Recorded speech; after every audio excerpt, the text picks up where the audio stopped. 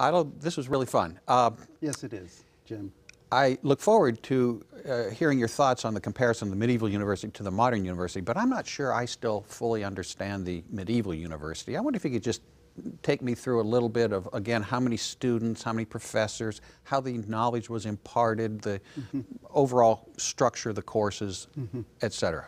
Well, as I mentioned earlier, the medieval university was structured from its very incipient period into 4 different faculties, 4 different schools. First of all, the faculty of the arts, which was a kind of a prerequisite faculty through which all of the students had to pass in order to get to the other 3. Then there were, by order of importance, the faculty of theology, the faculty of the decree, or the faculty of canon law, and the faculty of medicine. And so these 4 faculties comprised the university. That's the basic structure of the university. And how many students and how many professors would there have been at a typical? You could, if you take, for example, the classical example of the University of Paris, you will have, as of the middle of the 13th century, the 1200s, about 75 or 76 different colleges. Each college will probably have between 15, 20, on an average, 25 members, 25 students. Some of these colleges will be what they call regular colleges. That means they are following a rule of a certain saint, like the rule of Saint Augustine, the rule of Saint Dominic, the rule of Saint Francis, the rule, etc., etc. And others will be what they call secular colleges that are not following a particular rule of any particular saint. And was the learning all done in a certain way, or how was the knowledge imparted? The knowledge was imparted in a very structured way. The courses were, and the seminars were divided into 4 different parts. There was, I shall say it in Latin, the lectio, which means the reading. Then there was the disputatio, which means the discussion, the debate. Then there was the predicatio, which means either the preaching of the subject, if it were a theological if it was a theological subject, or the teaching or the exposition or the exposing of a subject if it was just a simple subject, historical or otherwise. And then, of course, the last part was the determinatio, which was the examination. Okay. So fundamentally, lecture, which comes out of the Aristotelian tradition. That's right.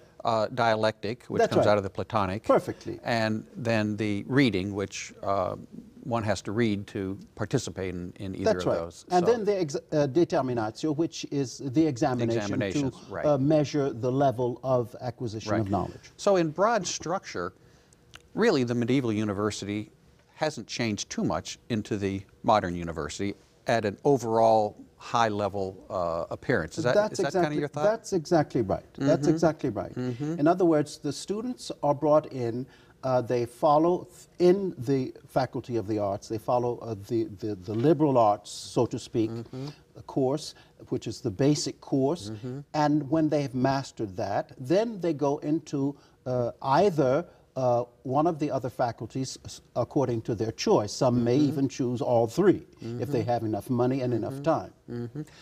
However, it seems to me that if we drill down a little bit into the modern university, there is a little bit more of a difference from the medieval university than one may think, where the emphasis today seems to be more on vocational training or professional training, with an ever decreasing emphasis or priority on liberal arts. Are you sensing that? Yes, I do understand what you're saying. In other words, I was discussing this with a very enlightened person not so long ago. The liberal arts have become a kind of a glorified, there has been a glorification of the liberal arts where, to such an extent that one has more or less momentarily, let's say, I'm not dramatizing the situation, more or less momentarily lost sight of the true vocation of the liberal arts, that is to say, as we said earlier, in order to maintain the tangible and intangible general culture in the mind of the student, the boy or the girl. Mm-hmm. That is the fundamental role mm-hmm. of the liberal arts. It is for the protection and safeguard of the tangible and intangible cultural heritage mm-hmm. of humanity. In other words, we're talking about civilization management mm-hmm. and civilization development.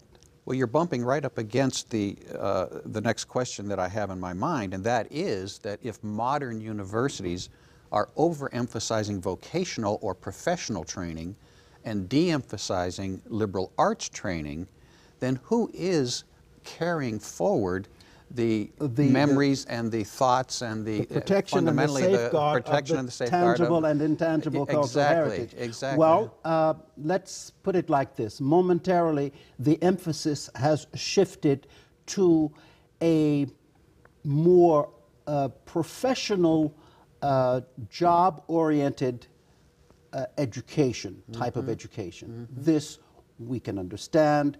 Our modern civilization is going through its own fantastically exciting but also dramatic paradigm shifts.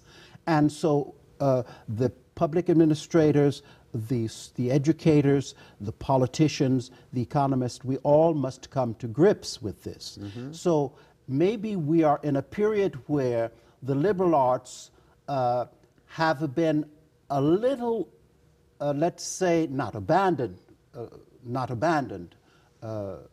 far from that, but have been a little, their fundamental vocation has been a little bit lost sight of. Let's put it like that. Mm-hmm. So it behooves us, those who are very sensitive to this problem, not necessarily to criticize the vocational, professional oriented type of education, but to assure that there be a perfect equilibrium between the general culture factor and the professional, the boldly professional vocational factor, so that each graduate coming out will be assured to have a very fine fundamental general culture, carrying it into his or her vocation and his mm-hmm. or her enterprise, mm-hmm. Entrepreneurial work, or mm-hmm. financial